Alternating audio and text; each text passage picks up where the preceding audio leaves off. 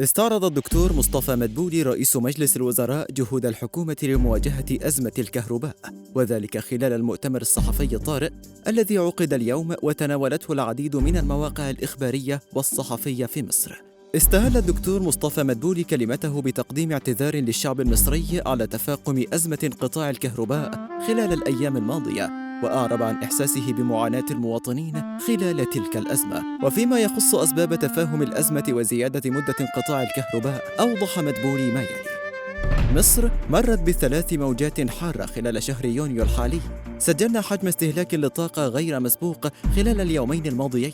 تفاقم الأزمات بسبب عطل فني بأحد حقول الغاز في دولة من دول الجوار المرتبطة بالشبكة الإقليمية. كما نوه عن الخطوات التي اتخذتها الحكومة لحل الأزمة في الأيام المقبلة، وهي غلق المحلات التجارية في جميع أنحاء الجمهورية في 10 مساء باستثناء القطاعات الضرورية، التعاقد الفوري لاستيراد المنتجات البترولية لحل أزمة العجز الطارئ، بالإضافة لشحنات المازوت التي ستبدأ في الوصول مطلع الأسبوع المقبل، وتوفير 180 مليون دولار لشراء المنتجات البترولية، وجاري تدبير مليار دولار أخرى. ووجه رئيس مجلس الوزراء رسالة طمأنينة للمواطنين، أوضح فيها ما يلي: لا توجد أزمة توليد طاقة ولا نقل في مصر. بداية من الأسبوع الثالث من شهر يوليو القادم سيتم وقف قطع الكهرباء حتى نهاية الصيف، وضع خطة استباقية للتخفيف من فترة انقطاع الكهرباء خلال الأيام المقبلة.